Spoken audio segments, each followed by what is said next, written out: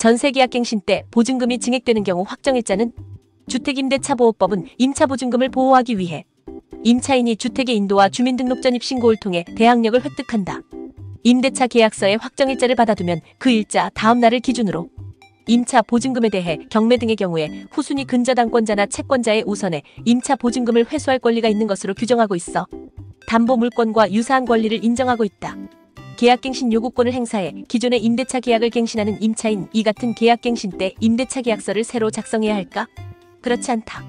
임차인이 임대차보호법이 부여한 계약갱신 요구권을 행사해 갱신되거나 같은 법에 따라 묵시적 갱신된 경우는 새로운 계약을 체결한 것이 아니므로 임대차 계약서를 새로 작성하지 않아도 된다.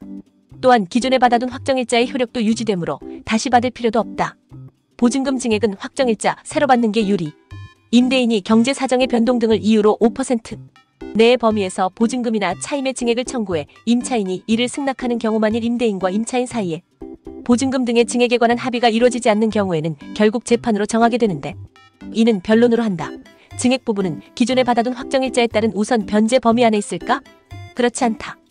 대법원은 대항력을 갖춘 임차인이 저당권 설정 등기 이후에 임대인과 보증금을 증액하기로 합의하고 초과 부분을 지급한 경우 임차인이 저당권 설정 등기 이전에 취득하고 있던 임차권으로 선순위로서 저당권자에게 대항할 수 있다.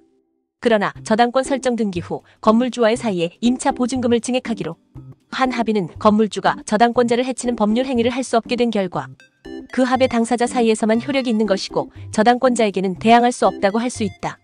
임차인은 이 저당권에 기해 건물을 경락받은 소유자의 건물명도 청구에 대해 증액 전 임차 보증금을 상환받을 때까지 그 건물을 명도할 수 없다고 주장할 수 있을 뿐이다. 즉 저당권 설정 등기 이후 증액한 임차 보증금으로는 소유자에게 대항할 수 없는 것이다.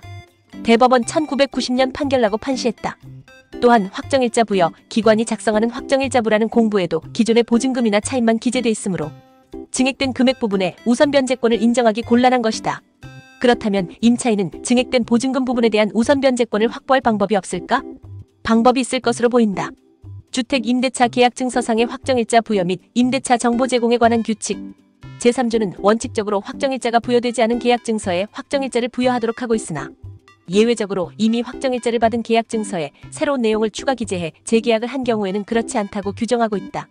묵시적 갱신이나 갱신 요구 청구에 따른 갱신은 재계약은 아니지만 위 규정의 취지상 이미 확정일자를 받은 기존의 계약서에 변경된 보증금이나 차임에 관한 내용을 기재해 새로운 확정일자를 받는 것이 가능해 보인다.